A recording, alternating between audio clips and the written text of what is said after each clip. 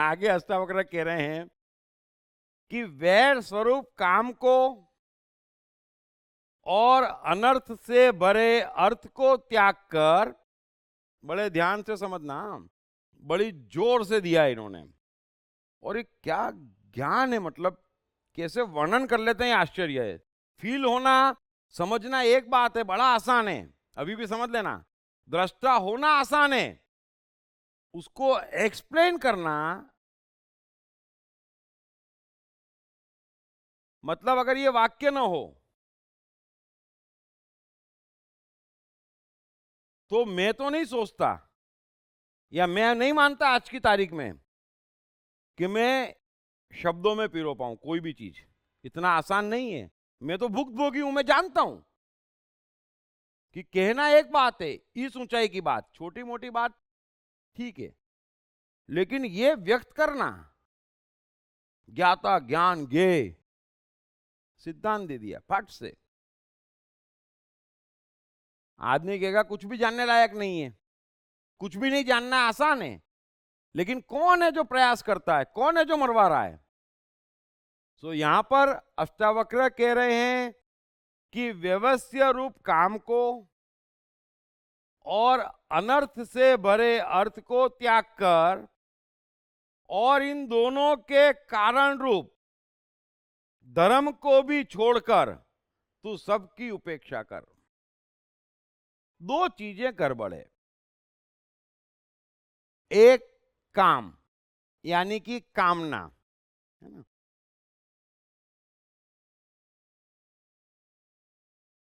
मनुष्य यदि किसी भी चीज की कामना करता है, वो गड़बड़ की शुरुआत हो गई। पहली बात तो ये है कि कामना करने का अर्थ है कि अभी मैं अधूरा हूं, है ना। दूसरा, कामना करने का अर्थ है कि मैं डिसाइड करता हूं कि मुझे ये चाहिए, मैं डिसाइड कर रहा हूं कि मुझे ये मिले, और मैं इतना ज्ञानी भी हो गया कि जानता हूं कि ये मिलेगा तो सुख आएगा। यदि मैं आपसे सत्य कहता हूं, मनुष्य की तमाम इच्छाएं पल भर में पूरी कर दी जाए, तो आप जो हैं उससे लाखों गुना दुखी हो जाएंगे।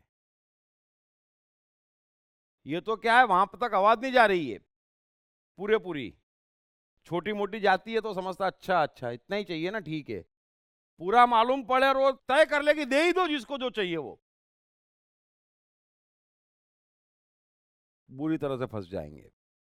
सारी कामनाएं आप बेहोशी में कर रहे हो, जानते ही नहीं हो। जितनी पूरी नहीं हो रही है उतने ही बचे हुए हो, सो वो एक अलग विषय। दूसरा, अनर्थ से भरे अर्थ को, अर्थ बाहर है, जो कुछ भी बाहर है वो अर्थ है। सो भीतर कामना उठती, बाहर अर्थ दिखता।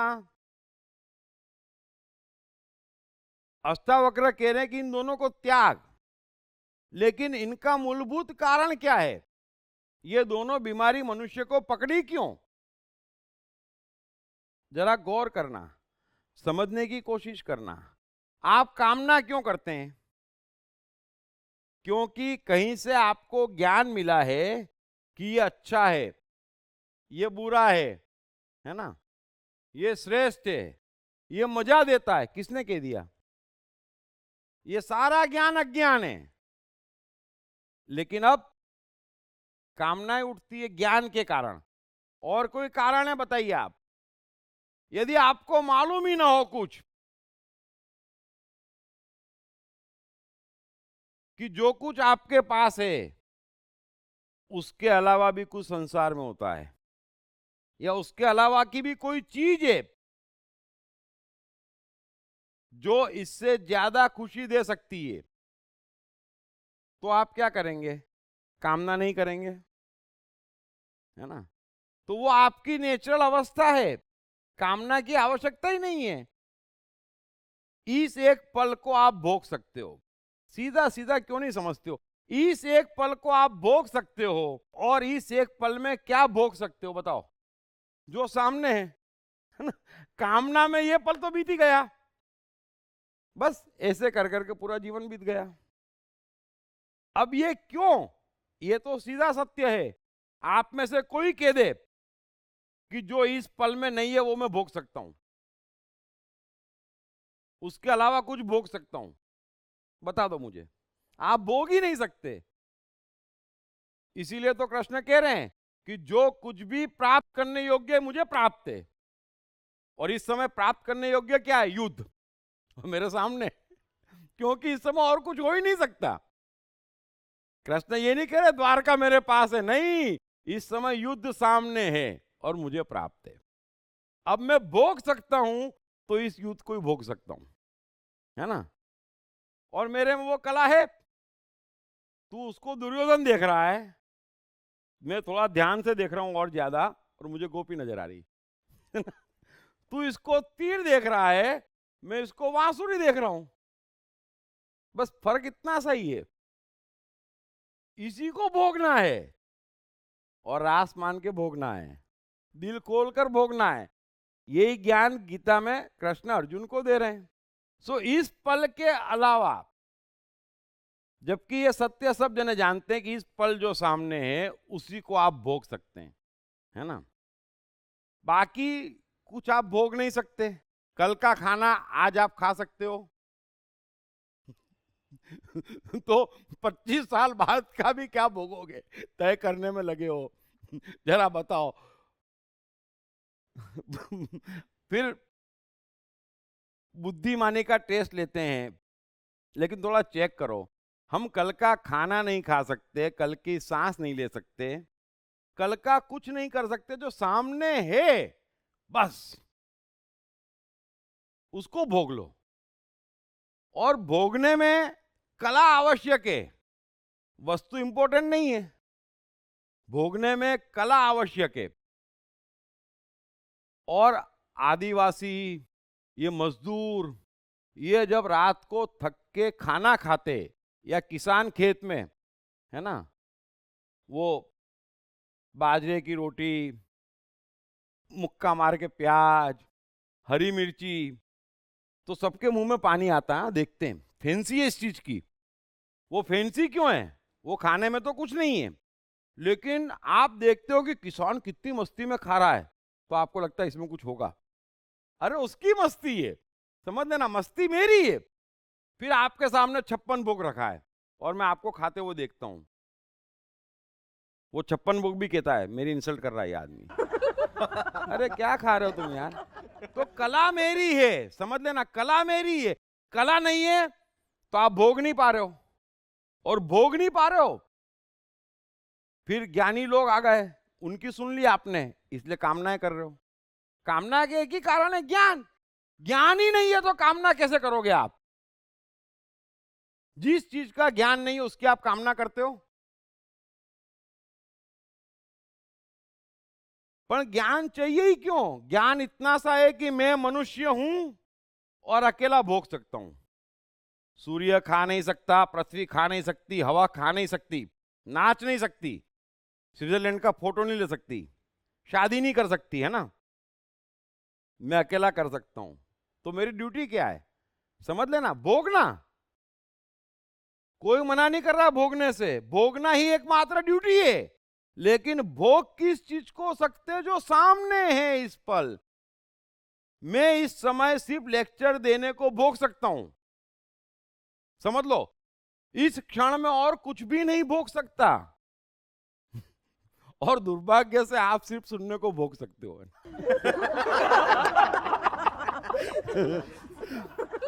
अब अगर आप सुनने को भोगने का छोड़ के किसी और प्रयास में लगोगे तो भी उस चीज को भोग नहीं पाओगे इस क्षण। तो उसको दिल खोल के भोगना है। जनक ने 8 वाक्य में ज्ञान पा लिया, क्योंकि उसने पूरा भोगा अष्टावक्र को, पूरा का पूरा भोगा। सो ज्ञान कहां मरवा रहा है? दूसरा अर्थ, यानी कि सामने जो वस्तु है। अब जो सामने है उसके अलावा किसी चीज को आप भोग सकते हो? ये बताओ। पढ़िए बेस्ट सेलिंग लेखक दीप त्रिवेदी की नई किताब साइकोलॉजी ऑफ कंफ्यूजन, कंफ्यूजन से क्लैरिटी तक की यात्रा। ये किताब अंग्रेजी, हिंदी और गुजराती में सभी प्रमुख बुक स्टोर्स और ई-कॉमर्स साइट्स पर उपलब्ध है। जो मन में है उसी को भोग सकते हो, जो सामने है उसी को भोग सकते हो, और दोनों का पूर्ण मिलन हो जाए तो रास हो जाए, तो आप रास भोग सकते हो। इतनी ही छोटी सी बात है, और वो पूरे जीवन भोगो ना, कौन मना करता है? वो दृष्टा ही भोग सकता है, बाकी कोई नहीं भोग सकता है। और ये भोग नहीं पाते हैं, इसलिए चिल्लाते हैं ये पाप वो पाप। अबे अभी कृष्णा को फेसबुक पे आने दो, मैं बोलूंगा मेल करो उनको, ये पाप वो पाप, फिर वो बताएंगे। तू कोई चीज सामने ला, मैं उससे रास न खेल जाऊं तो कृष्ण क्या? कृष्ण में कला है तो कृष्ण को रोना नहीं है, कुछ चीज चेंज करना नहीं है, तू ला तो सही। वो अर्जुन बोलो युद्ध आ गया, कृष्ण बोल रहे वाह वाह मजा आ गया, वाह वाह आज तो युद्ध से खेलने को मिलेगा हैं? और ये रो रहा है, यही हमारे हाल है, ये आ गया, हाँ तो खेलना उससे। अरे वो कट कट करती पत्नी आ गई तो खेलो ना, वो चुप हो जाए फिर उंगली करो, फिर उसका टेप रिकॉर्ड चालू, खेलो ना जो सामने उससे। आप घबरा जाते हो हैं? अरे वो चुप कैसे हो जाए आपके होते सोते? और कटर कटर कर हैं? ये पति ने मेरा जिंदगी बर्बाद कर दी, बहुत छोटी बात कह दी इसने। और कुछ करो, तुम्हारा पूरा खानदान ऐसा है, मजा नहीं आया, और वो थक जाएगी। आप खेलो ना यार, कौन मना करता है? जो सामने उससे खेलो, खेलो ना। हम खेलते ही नहीं है। तो अष्टावक्र कह रहे हैं कि ये दोनों बीमारी जिसने पकड़ाई है, तू उस धर्म को छोड़ दे, दोनों के कारण रूप धर्म को छोड़ दे, बस मौज कर। सिर्फ ज्ञान मरवा रहा है आपको। ज्ञान न हो कि ये जो मन में चल रहा है वो पाप है, तो कोई परेशानी बचेगी? ज्ञान न हो कि जो सामने उसके अलावा कुछ हो सकता है, दुनिया में है ही नहीं। क्या बात करते हो यार? मेरे को पूरे जीवन सबने देखा है, 2 पैंट में भी घूमते देखा है, साइकिल पे भी घूमते देखा है, किराया घर का न भर पाते हुए भी घूमते देखा है ना? दोस्तों से पैसे लेकर खर्चा करते भी देखा है, और उन्हीं दोस्तों ने देखा है कि उधार हम दे रहे हैं फिर भी रईसी है। अब रईसी चेहरे पे होती है, कोई पैसे से रईसी आती क्या है? अरे मस्ती हमारी है, हम राजा ही हैं, राजा ही रहेंगे। और आप राजा हो तो जाओ, फिर भगवान डिसाइड करता हाँ ये ठीक जगह पर है, अब इसको और दो, फिर उसको और दो, फिर उसको ये भी दो। योग्यता तो है नहीं, भिखारियों को थोड़ी देता है, हे मुझे ये दे देना फिर मैं हंसूंगा, हट। हंस रहा है तो मिलेगा। आज खुश है, हाँ तो तुझे और खुश करूंगा। तो आज दुखी है, आजा बेटा मैदान में।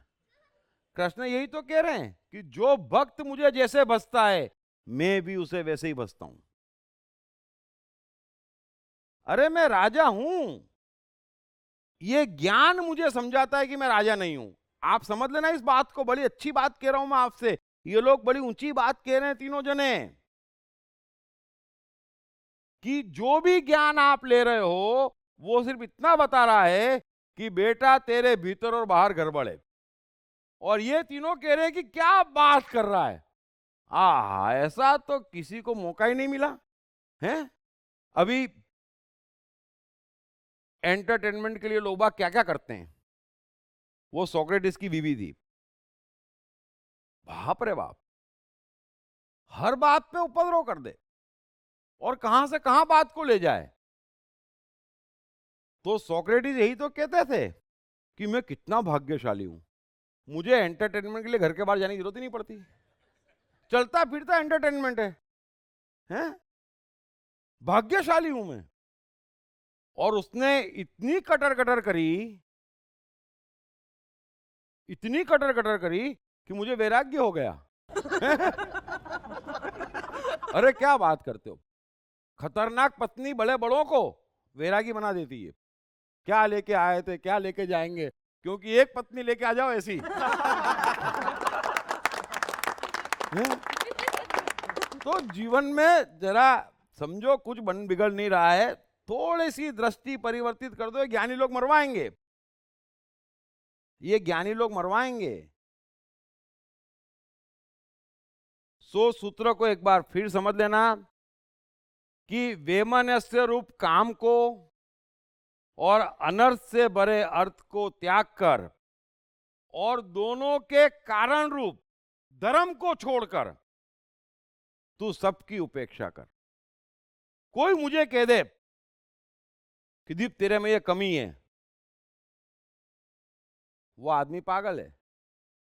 कोई कह दे तेरे पास ये नहीं है, ये तो होना ही चाहिए, वो पागल है। आप एक चीज लिख लो, पागल है वो, और उसका जीवन इसी में निकल जाएगा। ये नहीं है, वो नहीं है, वो नहीं है, वो नहीं है, और आप मजे लो। आपके पास सब कुछ है, आप में गड़बड़ नहीं है। ये पहली सीढ़ी है। ये जितने भी अज्ञानी हैं, ये जितने पाखंडी हैं, ये आपको गिल्ट पकड़ाने में लगे हैं, ये आपको गर्व पकड़ाने में लगे हैं। और ये 3 ग्रंथ, और मैं आपसे ये कह रहा हूं कि आप भगवान हैं। कोई कमी हो तो मुझे बताओ। इतना ही विश्वास दिला रहा हूं मैं, और इतना ही विश्वास करना है, सब काम हो जाएगा, सब काम हो जाएगा। गड़बड़ नहीं है। मैं समय में भाग्य में समझाऊंगा, गड़बड़ नहीं है। एक बार विश्वास करके बैठ जाओ बस। मत झांको इधर, मत झांको उधर, मत सुनो किसी की, ये सब बकवास है। फिर ढूंढ के मत लाना इसमें इसमें, अरे सब गलत है। इतना चिल्ला चिल्ला के कह रहे हैं फल की कामना छोड़, प्रयास छोड़, पृथ्वी को घूमना है। उसको घूमने के लिए किसी ज्ञान की आवश्यकता है, किसी प्रयास की आवश्यकता है, किसी समाधि की आवश्यकता है। इतना बड़ा ब्रह्मांड है, अरबों तारे पृथ्वी से हजारों लाखों गुने बड़े लटक रहे हैं। उनको किसी ज्ञान की आवश्यकता है कि भाई टपक नहीं पड़ना है, 500 करोड़ मनुष्य मर जाएंगे। किसी ज्ञान की आवश्यकता नहीं है। ये जो ज्ञान दे रहे हैं ना, थोड़ा समझो, बड़ा आसान है कि तुम मूर्ख हो। मैं आपको यही कह रहा हूं, उनको बोलो तुम मूर्ख हो, इतनी सी बात है। वो भी तकलीफ दे रही है। ढूंढ ढूंढ के ले आते हैं, ढूंढ ढूंढ के, कुछ ना कुछ तो हर कोई ले आता है, कुछ ना कुछ, कुछ ना कुछ। अरे क्या है पन, तू क्या पढ़ रहा है ये, अब उसका जीवन देखो। आज छोड़ो, 20 साल बाद भी वो चीज उसके काम नहीं आनी है। कामना कर रहे हैं कौन सी चीज की, जो 1000 जन्म उसको नहीं मिलनी है। क्या कर रहे हैं। सो मेहरबानी करके, मैंने जो कहना था, अब सूत्र तो आज इतने और लेना थे, सब रह गए, कोई बात नहीं। तो यहां पर मैं खत्म करता हूं, और कोई सवाल हो तो पूछ लेता हूं।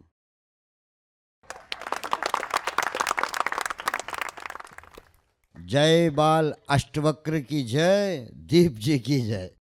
सर, आज आपने इतनी सुंदर और आत्मा से अपनापन, हमदर्दी, माँ बाप गुरुओं से ज़्यादा हम लोगों को इतना प्यारा सा समझाया।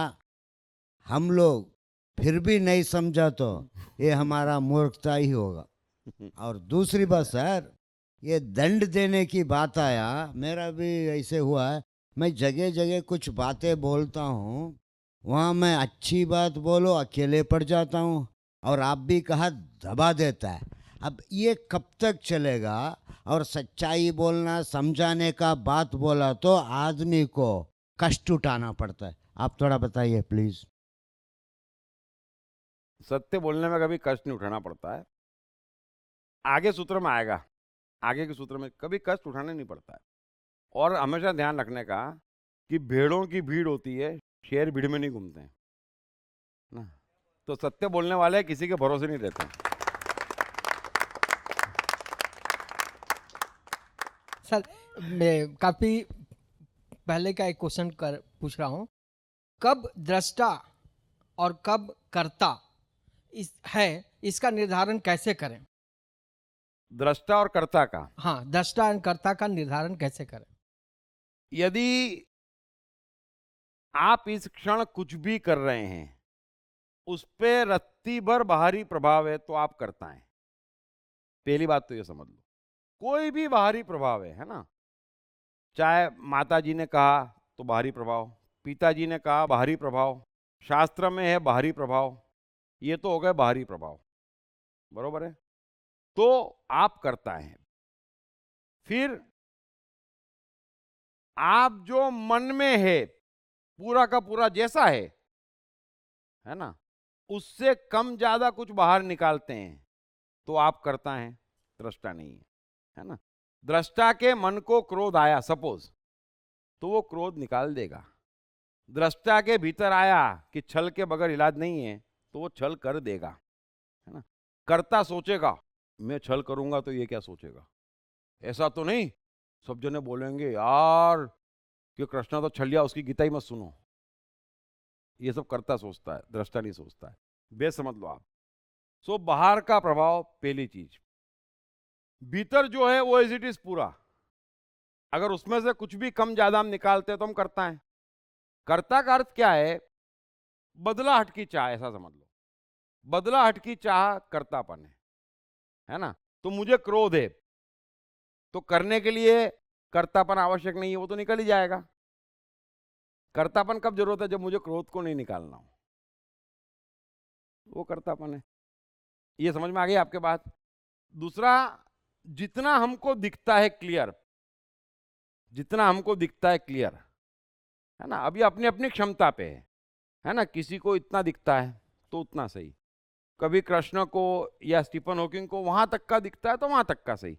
जितना दिखता है उसके आगे का कुछ भी तय नहीं करना, वो करता करता है। दृष्टा उतना ही तय करता है जितना दिखता है। और संतोष, बदलाहट की चाह नहीं तो संतोष आ ही गया। तो बदलाहट की चाह नहीं, मैं कौन हूं बदलने वाला, कोई नहीं। दृष्टा कभी बदलने की चाह नहीं करेगा।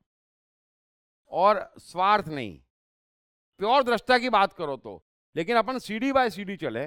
प्योर दृष्टा तो अलग है, वो तो मैंने बताया कि न्याय हर हाल में करेगा। कृष्ण को लगेगा कि ये आदमी का वध आवश्यक हो गया तो फिर उसका वध होगा। वो पहलवान है, वो राजा है, उसकी 5000 की फौज है, उसका वध होगा। दृष्टा ने जो तय कर लिया वो होगा, होगा और होगा। लेकिन दृष्टा का कोई स्वार्थ नहीं होगा, उसमें न्याय होगा या फिर सर्व का हित होगा, बस। दृष्टा मतलब मन उसका सेट हो जाता है। ये जो हमारा मन यहाँ वहाँ भग रहा है ना, वो क्यों भग रहा है, बाहर के ज्ञान के कारण। हम स्वार्थी हो गए, है ना। हम सब कुछ बदलना चाहते हैं, लेकिन जैसे ही बदलाहट की चाह छोड़ देंगे कि भीतर का कंप्यूटर पूरा का पूरा सेट हो जाएगा न्याय और सर्व पे, आपको मालूम नहीं पड़ेगा, ऑटोमेटिक 24 घंटे होगा। ऑटोमेटिक, ये ऑटोमेशन है। न्याय ही होगा, सर्वहित ही होगा, और टाइम एंड स्पेस मिलेगा तो रास होगा, 56 भोग होगा, बस 3 ही काम होंगे, दैट्स ऑल। सो मैंने कोशिश करी। लेकिन हम दृष्टा, अपने दृष्टापन को निष्क्रियतावश तो कहीं दृष्टापन नहीं देख रहे हैं, इस बात को निष्क्रियता हम कैसे कैसे इंश्योर करें? आप दृष्टा हैं, आपका मन तो करता है, नहीं, मन शरीर करता है। कहीं बाय मिस्टेक हम निष्क्रियता को दृष्टापन का आभास तो नहीं दे रहे हैं, इसको हम कैसे अवॉइड करें? नहीं, आप समझो, आपका मन है वो एक क्षण को चुप बैठने वाला नहीं है। आपका शरीर एक क्षण को चुप बैठने वाला नहीं है। आपकी इंद्रिया क्षण भर को चुप बैठने वाली नहीं है। तो वो तीनों अगर पूरी स्वतंत्रता से घूम रही है तो आप दृष्टा हैं। पढ़िए बेस्ट सेलिंग लेखक दीप त्रिवेदी की नई किताब साइकोलॉजी ऑफ कंफ्यूजन, कंफ्यूजन से क्लैरिटी तक की यात्रा। ये किताब अंग्रेजी, हिंदी और गुजराती में सभी प्रमुख बुक स्टोर्स और ई-कॉमर्स साइट्स पर उपलब्ध है। आप उन तीनों को स्वतंत्रता से घूमने नहीं दे रहे हैं, ये कर्तापन है। बहुत ही बारीक भेद फिर मैंने समझाया कि वो तीनों पूर्ण स्वतंत्रता से घूम रही है तो फिर आप कर क्या रहे हैं? कुछ भी नहीं कर रहे हैं। तो दृष्टा ही है। फिर तो दृष्टा हो गया। दृष्टा ही है। कर्तापन नेगेटिव है, वो रोकता है। जो है वहां से या तो आगे ले जाता है, बदलने की कोशिश करता है। जो है उसको, दृष्टा हूं मैं, तो मैं बदलने की कोशिश क्यों करूंगा कुछ भी? दृष्टा का अर्थ क्या है? मैं बदलने की कोशिश ही क्यों करूं? और सारा ज्ञान क्या है कि भाई बदलो, और वो बदलाहट मरवा रही है। और बदलाहट क्यों है? ये अच्छा, ये बुरा, ये पाप, ये पुण्य। पूरी गीता में कृष्ण कहते हैं ना कोई पाप, न पुण्य, न अच्छा, न बुरा। ये जो भी डिसाइड करना होगा वो ये 5 मिलके करेंगे, और ये 5 मिलके जो करेंगे उसमें परमात्मा उसके साथ है। उसके अलावा कुछ करेंगे तो परमात्मा साथ नहीं है। एक दूसरा क्वेश्चन है, वैराग्य का आधार क्या है और परिणाम क्या है? वैराग्य मतलब मेरा नहीं है, ये वैराग्य। एक चीज समझो आप, जो दृष्टा है वही साक्षी है, वही आत्मा है, वही परमात्मा है, वही वैरागी है, वही मुक्त है। एक ही चीज के अलग अलग नाम है, वो सब कुछ है। दृष्टा है तो मुक्ति है, मुक्त है वो। दृष्टा है तो वैरागी है, क्योंकि उसका कुछ है ही नहीं, शरीर भी उसका नहीं है। दृष्टा है तो साक्षी है, दृष्टा है तो आत्मा है, दृष्टा है तो परमात्मा है। दृष्टा मतलब सब कुछ एक ही शब्द के नाम है, केवल्य के दो, समाधि के दो, एक ही चीज है दृष्टा। दृष्टा का अर्थ है ब्रह्मचर्य, कि अब मेरा कोई इंटरफियर नहीं। ब्रह्मचर्य भी क्या है? मतलब दृष्टा, कि अब मेरा इंटरफियर नहीं है। अब मेरा ये 5 मिलके और वो ऊपर वाला परमात्मा जाने, यानी सर्वव्यापी परमात्मा, सर्वहित में उसका कंप्यूटर चलता है, न्याय पे उसका कंप्यूटर चलता है, वो सेट है। अब मेरा उससे कांटेक्ट है, मेरा कंप्यूटर भी उस पर सेट है। वो जाने ये जाने, मेरे को खेल देखना है, मैं खेल देख रहा हूं। सो सब कुछ एक ही, अलग अलग नाम नहीं है। दृष्टा के लो, केवल्य के लो, समाधि के लो, अंतिम ऊंचाई ये है कि मेरा इंटरफियर नहीं है, क्योंकि मुझे कोई फर्क ही नहीं पड़ रहा है। अभी क्राइस्ट को सूली पे लटकाया तो भी क्राइस्ट का इंटरफियर नहीं है। क्यों? क्यों? क्राइस्ट को कोई फर्क ही नहीं पड़ रहा है ना? तो कोई कोशिश भी नहीं कर रहे हैं वो। दूसरा, विषयों को विष के समान छोड़ वर्सेस मुक्ति का अभिमानी मुक्त, ये दोनों में विरोधाभास नहीं? एक जगह कहते हैं आप ये ज्ञान की चर्चा में कि विषयों को विष के समान छोड़, और दूसरी तरफ कहते हैं जो मुक्ति का अभिमानी है। हाँ बस, तो हम विषयों को जब मैं समझा, दोनों एक ही। ये विषय है कि ये पाप है, ये पुण्य है, ये ज्ञान है, ये सफलता है ना? ये मेरा राजमहल है, ये मेरा बैंक बैलेंस है, ये विषय है। तो वो जहर है ना? तो तू ऐसा समझ कि बैंक में बैलेंस है, राजमहल है ना, मेरे नहीं है। हम विष क्या करते हैं? ज्ञान हो जाए कि ये विष है तो हम समझते हैं कि पीने योग्य नहीं है। ऐसे ये विषय हैं, अपने बनाने योग्य नहीं है। बरोबर है? अब जो विषय को अपने बनाता है वो उनसे बंध जाता है। सो मुक्ति का अभिमानी सदैव मुक्त है, वो विषय को अपना नहीं बनाता है। बस इसलिए मुझे अभिमान मुक्ति का है। मैं बोलूं ये मेरा राजमहल है तो मैं बन जाऊंगा। अभी राजमहल है और मैं हूं, जब तक राजमहल है तब तक उसका मजा ले रहा है। मतलब उसको भोगेगा भी और उससे मुक्त भी रहेगा। दृष्टा ही भोग सकता है। आप बताओ कि आपने किस पल को भोगा?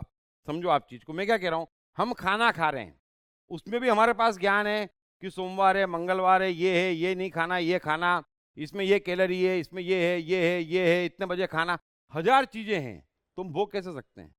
भोगने का अर्थ होता है कि खाने की प्रोसेस है, बस मन को इच्छा है और खाना है। अरे आप खाते हुए कभी मेरे को देखना, क्या है बात कर रहे हो आप? खाना कोई मजाक चीज है यार? कोई भी चीज दुनिया में मजाक है क्या? लेकिन हम उसको भोगते ही नहीं है।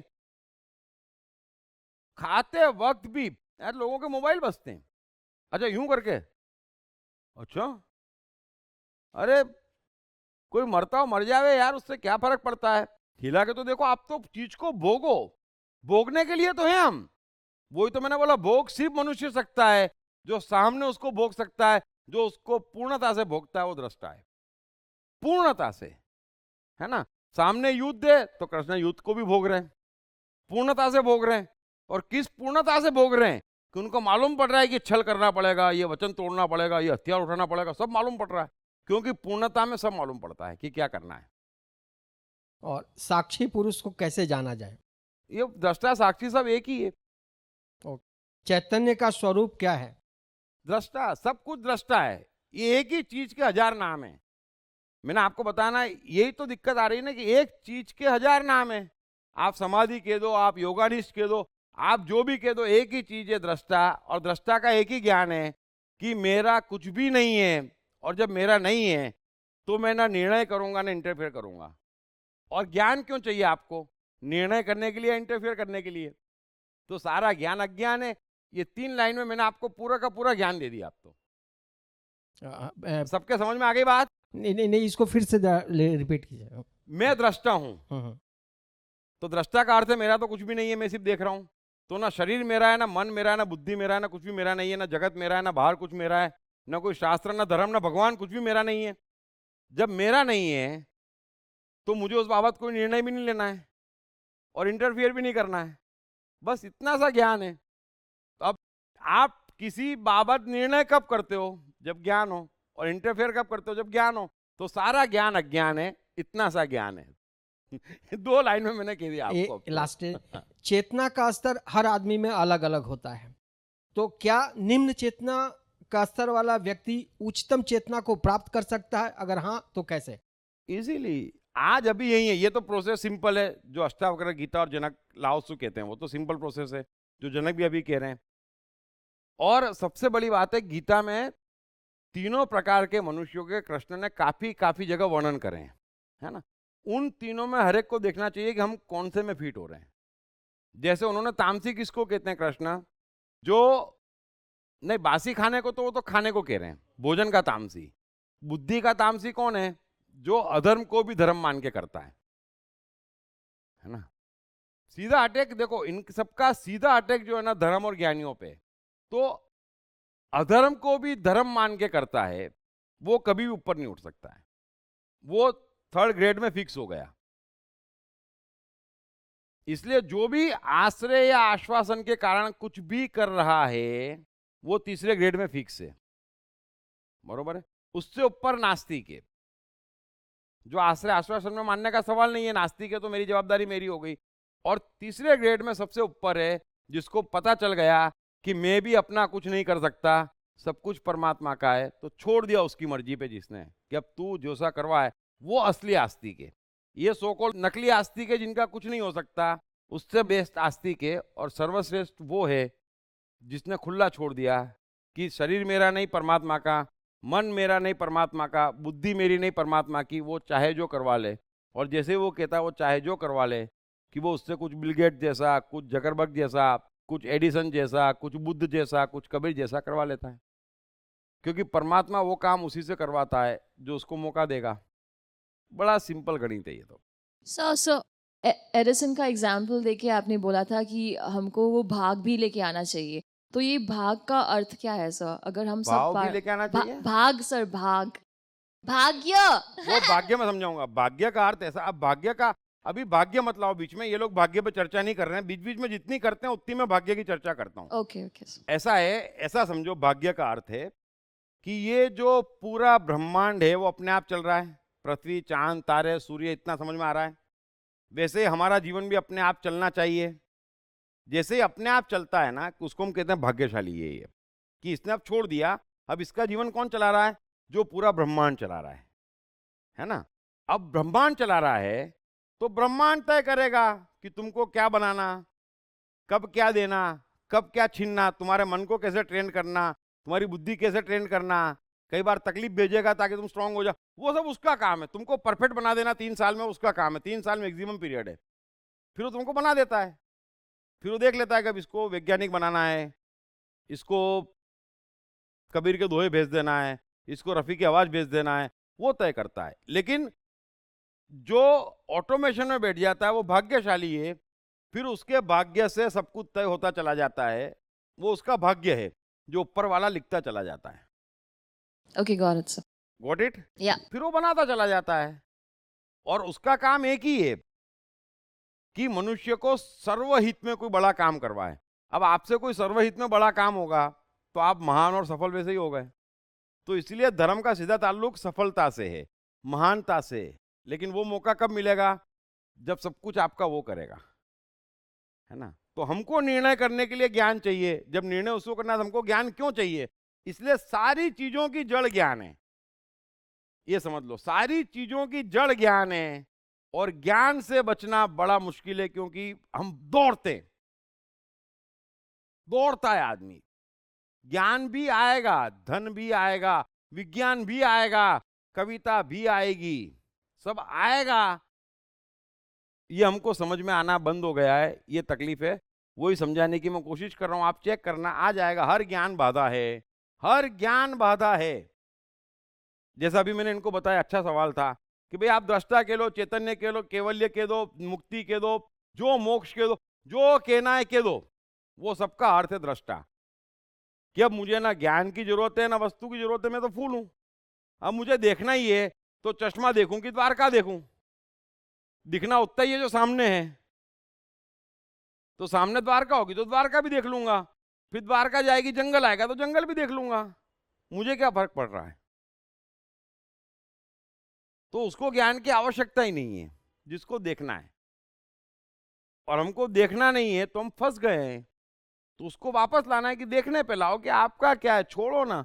एक बार उसको करने देंगे ना तो वो सब ट्रेंड कर देता है, वो सब दे देता है। क्योंकि सिंपल भाग्य का सिद्धांत है कि करीब करीब 1 लाख लोग काम करते हैं, किसके लिए? जो एक अपने को ऑटोमेशन पे छोड़ चुका उसके लिए। तो रातों रात रामदेव नहीं बनते हैं। रामदेव को रामदेव बनाने के लिए करोड़ों लोग ऑलरेडी काम कर रहे हैं, वो फंसे हुए हैं। भगवान उनको रामदेव बनाता है कि देख 1000 लोग इतने समय से काम कर रहे थे, ये 5 लाख लोग वहां पे काम कर रहे थे, सब तेरे लिए काम कर रहे थे। भगवान का अर्थ होता है हमें भोग खाना है, भोग बनाना नहीं है। बनाने के लिए 500 करोड़ भेजे हुए उसने। ये भाग्य में समझाऊंगा, आपको समझ में आएगा। वो तो काम कर ही रहे हैं, छोड़ो उनको, आपको भोग लेना है, ऐसा। तो अभी अष्टावक्र के आगे के सूत्रों में भी आएगा, उतना समझाऊंगा नहीं तो भाग्य समय में समझाऊंगा। मेरा फेवरेट टॉपिक है क्योंकि वो मेरा है। ये अभी तो इन पे बोल रहा हूँ और मेरी तरफ से आपको दे रहा हूँ, है ना। लेकिन अब तो हमारे पास न्यूटन है, आइंस्टाइन है, हमको किसी का कुछ नहीं, सब मालूम है। सर चलो। सर सर एक क्वेश्चन था इधर। हाँ बोल भाई। सर मेरा क्वेश्चन ये, आई एम द माइंड, मैं बुक पढ़ रहा हूँ। थैंक्स अ टर्न सर, बहुत अच्छी बुक लिखी सर। उसमें विकृत माइंड के ऊपर लिखा है कि अपने प्रेम और क्रोध को दबाना नहीं चाहिए, और क्रोध के नीचे का लेवल फ्रस्ट्रेशन कहा गया है। तो सर एक आदमी फ्रस्ट्रेटेड है, फॉर एग्जांपल ऑफिस में बॉस है या सोसाइटी में कोई भी है, और एक आदमी के उसके साथ कम्युनिकेशन करते वक्त उसके अंदर क्रोध आता है। तो क्रोध वर्सेस विकृत माइंड में सर क्रोध को क्या टॉलरेट करना चाहिए जो क्रोधित है, या उसको रिएक्ट करना चाहिए? देखो, क्रोध का अर्थ होता है, 2 चीजें समझ लो। क्रोध एक पवित्र चीज है। क्रोध परमात्मा के वहां से डायरेक्ट आता है, लेकिन मैंने मेरी जिंदगी में मेरे अलावा किसी को क्रोध करते देखा नहीं है, क्योंकि क्रोध में बड़ी मिलावट करते हैं। क्रोध एकदम प्योर है ना। क्रोध 3-4 कारणों से आता है ना? एक तो मुझे ऐसा लग रहा है कि आपको छोटी टेबलेट दी, एक बार प्रेम से समझाया, फिर बड़ी टेबलेट दी, फिर उससे बड़ी टेबलेट दी, अब आपके समझ में नहीं आ रहा है, और अगर आपके समझ में नहीं आया तो आप मर जाओगे। ये मेरी करुणा है। तो ऑटोमेटिक अंदर से इतना क्रोध आएगा एग्जैक्ट, जिससे आप थोड़ी देर के लिए समझ जाओगे। समझ में आई बात? तो वो क्रोध तो मैं कर ही नहीं रहा हूं, आपको दिख रहा है क्रोध, मैं तो आपके हित के लिए कर रहा हूं। एक ये क्रोध है जो ऊपर वाला भेजता है, बरोबर है। एक क्रोध वो भेजता है जब दंडित करवाना हो, है ना, तो दंड के वक्त क्रोध आता है, बरोबर है। वो दंड खत्म हो गया, क्रोध खत्म हो गया। फिर एक क्रोध आता है आपके भाग्य के वहां से। अब आप सब कुछ आज ही समझ लो कि भाग्य समय पे लेक्चर शुरू कर दें क्या अपन, हैं? एक क्रोध आता है भाग्य से, क्योंकि आप ऑटोमेशन पे बैठे हो अगर, तो ये सब आएगा। हाँ, ऐसे ही नहीं आएगा, तो भाग्य से आता है। उसमें क्या होता है कि 3-4 लोग आपके आसपास हैं और बड़े बदमाश है वो, और भगवान चाहता है कि इनकी आपके ऑटोमेशन में जरूरत नहीं, इनको भगाओ जीवन से। तो आपको अकारण उन पर क्रोध भेजता रहेगा, तो भग जाएंगे।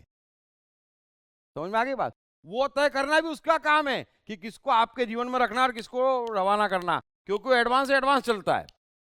वो एडवांस से एडवांस चलता है, हमको मालूम नहीं पड़ता है। हमको तभी मालूम पड़ता है जब वो पेट में छुरा घोप देता है, अरे ये तो बदमाश निकला, अरे पहले दिन से था। इसलिए कहते हैं ज्ञानी को दूर का दिखता है और उसको सब कुछ दिखता है, तो उस पर हम भरोसा नहीं करते। हम कहते इसकी तो कोई गलती नहीं है, मैं क्रोध क्यों करूं? लगा बुद्धि, उसने भेजा है ना, निकाल दे बस। तो कई कई कारणों से क्रोध आता है, और हम लोग जो करते हैं वो क्रोध नहीं है। अभी क्या होता है समझना, वो डाटा बॉस ने, क्रोध निकालते बीवी पे, अभी ये कैसा क्रोध हुआ? अरे बॉस ने डाटा इसलिए क्रोध आया ना, तो बॉस पे निकालते ना, वहां नहीं निकालते, तो घर आके निकालते हैं। तो सब गड़बड़ सड़बड़ हो गई। अब तो कौन क्यों कितना निकाल रहा है क्रोध, सब फ्रस्ट्रेशन हो गया, मालूम ही नहीं उसको है। आप बोलते हो दाल गरम लाना, और आप क्रोध में हो, फ्रस्ट्रेटेड हो, वो गरम दाल आई, गरम क्यों लाई? अबे ऐसा ऐसा भी होता है, देखना जरा। बट सर फ्रस्ट्रेटेड आदमी के सामने अगर क्रोध निकालेंगे तो वो सिचुएशन और ख़राब हो जाएगी ना। फ्रस्ट्रेटेड आदमी के सामने अगर क्रोध करेंगे तो भगवान भेजेगा तो आप करोगे ना, कि आप करोगे? भगवान भेजेगा तो आपकी चिंता क्या है? अरे आपको तो कुछ नहीं भेज रहा ना भगवान। कबीर को कैसा कैसा भेजता है? कभी कबीर के दोहे पढ़े? पोथी पढ़ पढ़ जग मुआ, पंडित हुआ न कोई, 2.5 अक्षर प्रेम को पढ़े सो पंडित होए, पत्थर पूजे हरी मिले। तो ये छोटे छोटे क्या पूछ रहे हो? बोले खिलौने। मैं पूछूं पहाड़? अभी आपको तो ऐसा वो भेजे ना, तो आप यूं कर दो, मैं तो नहीं निकालूंगा हैं? अरे यार क्या बात कर रहे हो आप? वो तो उसकी मर्जी, वो भेजे। वो बुद्ध को क्या भेजा? वेद की खिलाफत, हवन की खिलाफत, पंडितों की खिलाफत। तो बुद्ध ने तो बोला पूरे 2 करोड़ और उनके खिलाफ बोलने का भेज रहे हो? तो उसने बोला ना मैं साथ में हूं, बस सब चेंज हो गए। तो यार आप वो भेजे तब बात है ना, फिर आप क्यों चिंता कर रहे हो? वो क्या मार डालेगा कोई?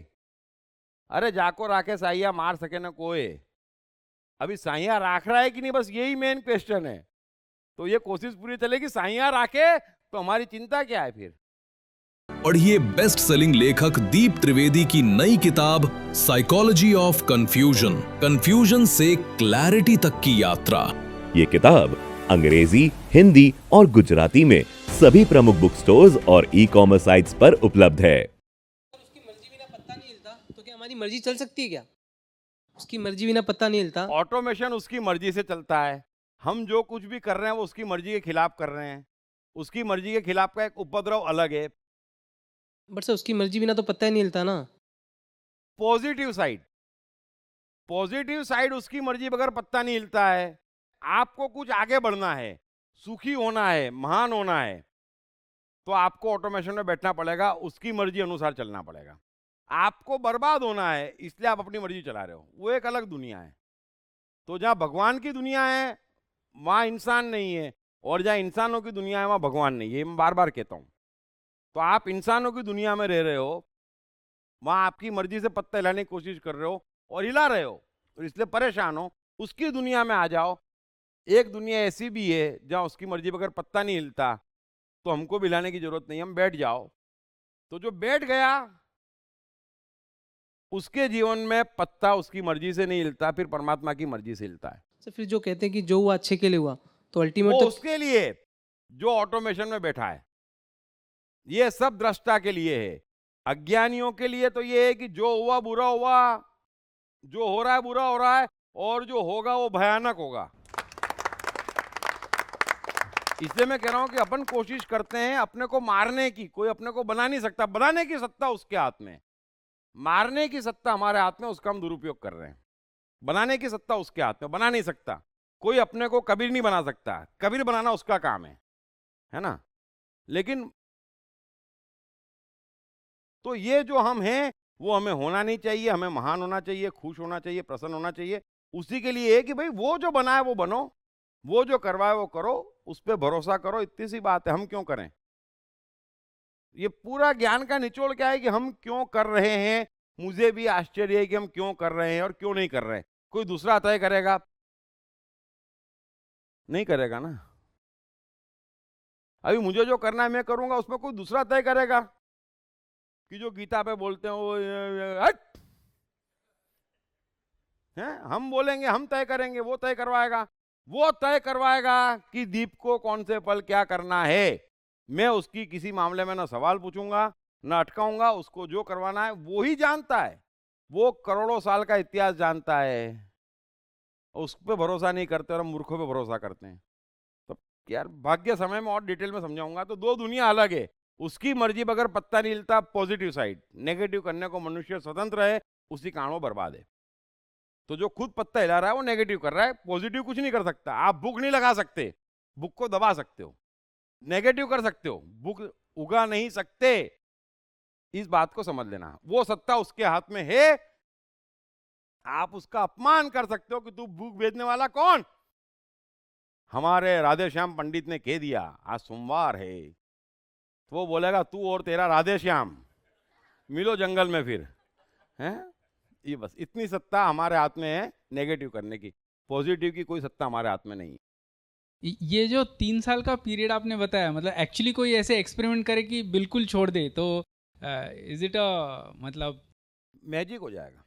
तो बिल्कुल मतलब जो भी मन में आए तभी उस समय वो करे, ऐसे पहले आप कल से कोशिश करो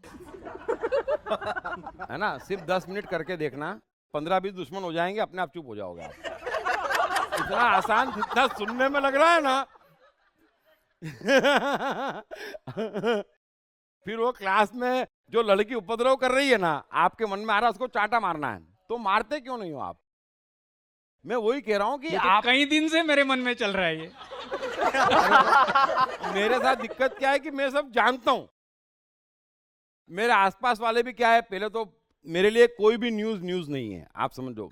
मेरी दिक्कत क्या है कि जैसे बाकी सब समझते हैं ना, न्यूज आती, मेरे पास कोई न्यूज है ही नहीं, है ना। क्योंकि मुझे आज मालूम है कि 1.5 साल बाद है ना ये आदमी ये कहता हुआ आएगा मेरे पास, और 1.5 साल बाद पहले शुरू मेरे पास आते थे ऐसा हुआ।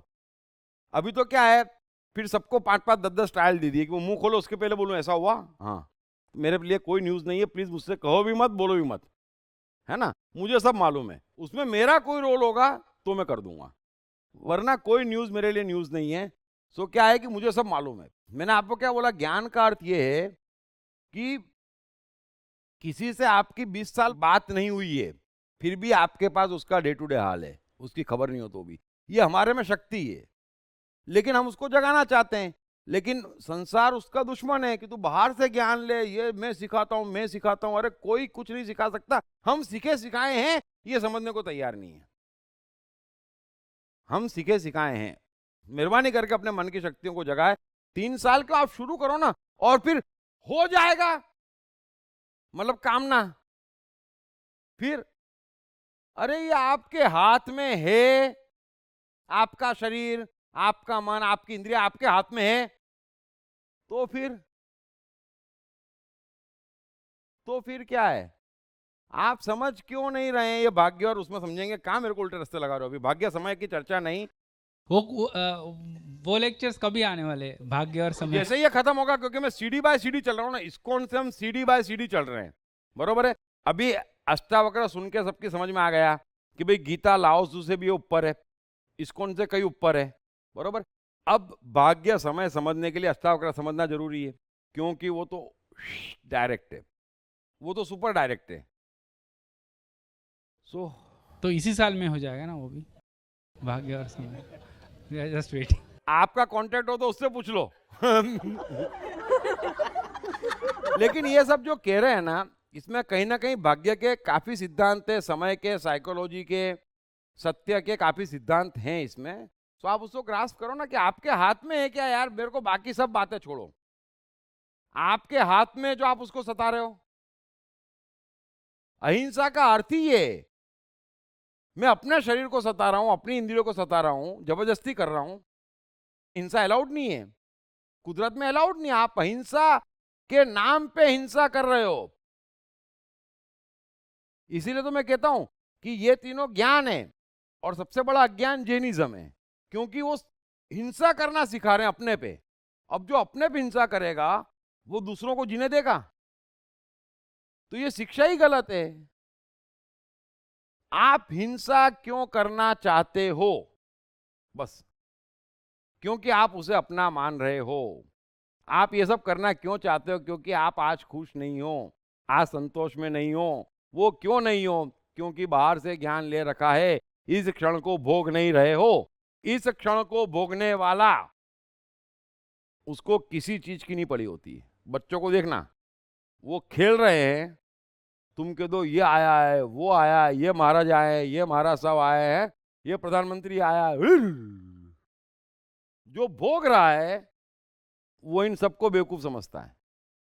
हम भोग नहीं रहे हैं तो सबको भगवान बनाए बैठे हैं, भोगने वाले को फुर्सत ही कहाँ है। सो जीवन में ध्यान रखना, कभी भी किसी भी चीज का रट्टा जो होता है ना, रट्टा मतलब कोई भी चीज अगर आप ट्राई कर रहे हो, प्रयास कर रहे हो, तो एकदम गलत रास्ते हैं। समझ में आई बात? इसीलिए कभी भी हिस्ट्री पढ़ने की नहीं। बापूजी की धर्म तारीख क्या थी, अब हमें अपने बापूजी की नहीं मालूम। हिस्ट्री है आपके, और जैसे भी इसमें के जो भी सब्जेक्ट है ना, वो नहीं पढ़े जा सकते। इसलिए कोई भी चीज जो 2 बार पढ़नी पड़े, मैं उस रास्ते नहीं जाता। मैंने बोला ना, किसी की बर्थडे, कोई शहर, कोई नाम, कुछ नहीं मालूम, उस रास्ते ही नहीं जाने का।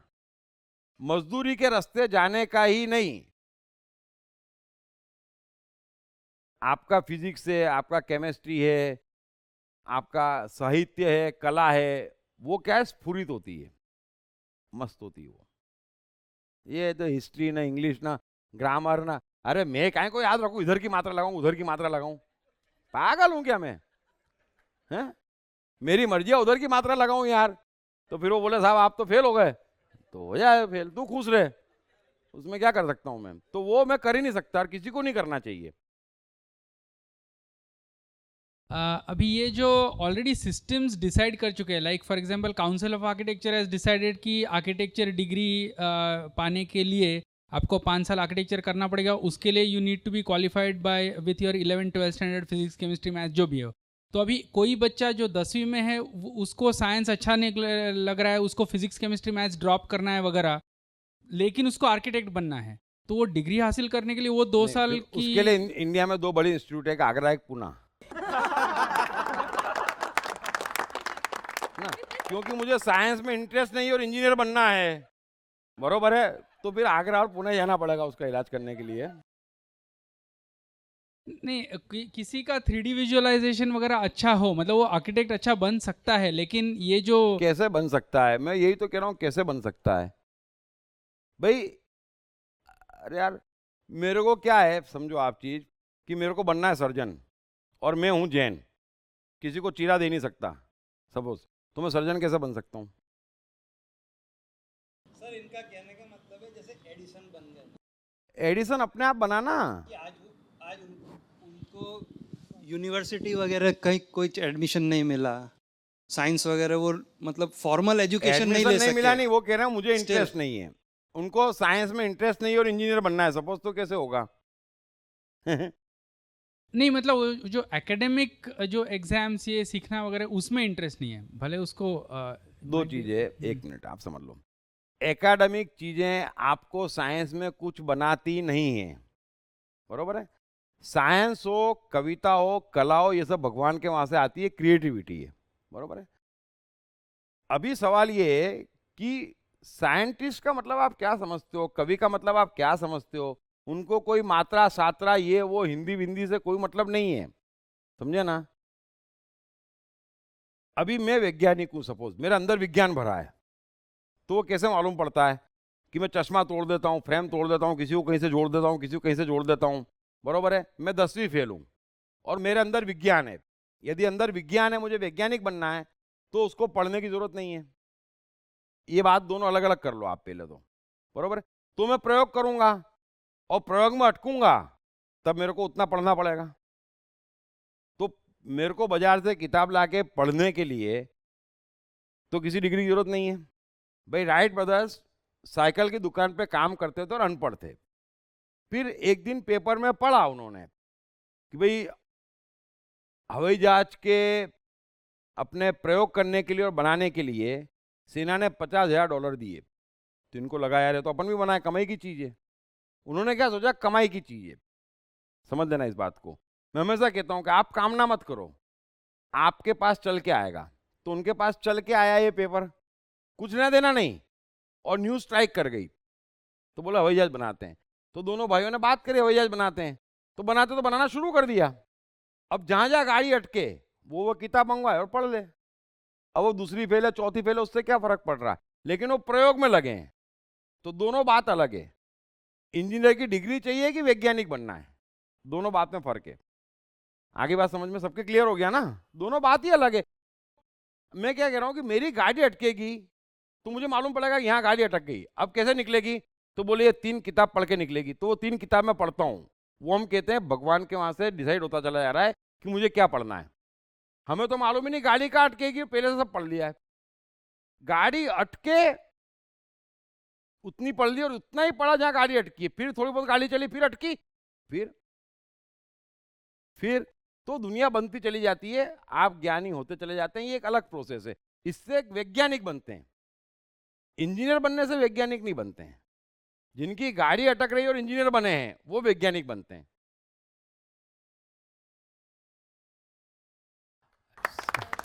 सवाल जवाबों का अंत नहीं है, अपन बैठेंगे एक दिन सिर्फ सवाल जवाब पे बस,